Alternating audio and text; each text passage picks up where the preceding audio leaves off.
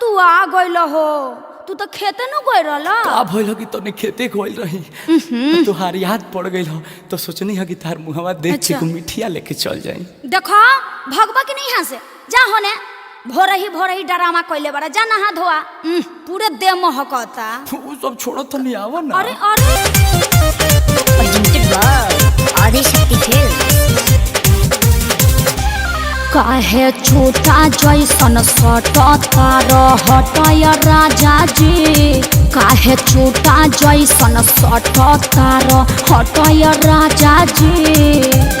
नाही हम पूरी हई नाही जिलेबी हो नाही हई छेना के मिठाइया राजा जी। काहे छोटा जैसन सटतार हटय राजा जी।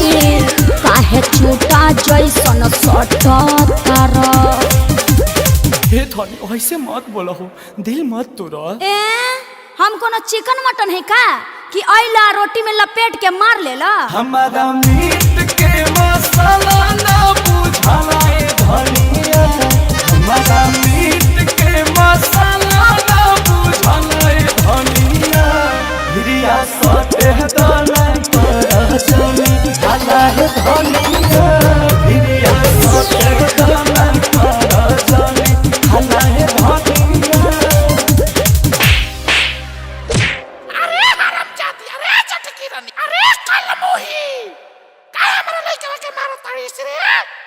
देखा है बूढ़ी ये भतार हवे कि भैंसा का कपार हवे। इनका बुद्धि बार रहे के। हमरा लइका के मारबो तो झोटा धके नहीं हर भगाते। मरनी त मरनी ससुराउर का बिगरनी सुधरतानी। मरनी त मरनी ससुराउर का बिगरनी सुधरतानी। कि अपना बिगड़ल बलमुआ के सुधारतानी। अपना बिगड़ल सजनवा के सुधारतानी। अरे माई हम कहत ना रही कि इलोचन के ठीक नहीं खे। एकर पांचों उंगली में मामा उंगली सबसे बड़ बा। ते ना मनले ते दहेज के पीछे आके हमर जिंदगी बर्बाद कर देले। तू तो बोल मत तू चुपे रह।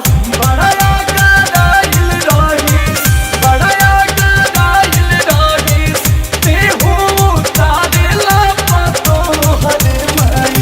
तो सारा घरवा के इज्जत कोई अपना सकल दिया करो हरे माई। सारा घरवा के इज्जत कोई अपना सकल दिया करो हरे।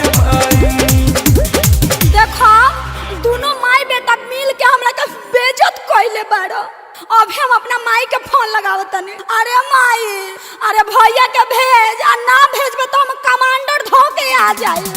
ओ बना ही ससुराया ये बनई हर गइला के बाद रे। ओ बना ही ससुराया ये बनई हर गइला के बाद रे। मुहावा संभार के मम्मी मुहावा संभार के मम्मी बोलस न तोर दमाद रे। मुहावा संभार के मम्मी बोलस न तोर दमाद रे। अरे धनी जाए दो मम्मी से मत कहो। अरे घर में तो छोट छोट बात होते रहेला। अच्छा सॉरी चलो खाना खा लो। अच्छा तो आप लोग मिल के हमको बेइज्जत कीजिएगा। छोटे बड़े मैं तारे घर में हो खेला धनी जानी हो तो परेशान। अखिले स्वयं तू राजा के हो धनी सचो धड़कन मारा। अखिले स्वयं तू राजा के धनी हो सचो धड़कन मारा। अरे जिया हो हमार राजा हम तो इहे चाहत रही। अच्छा छोरा एगो चुमा दे दा।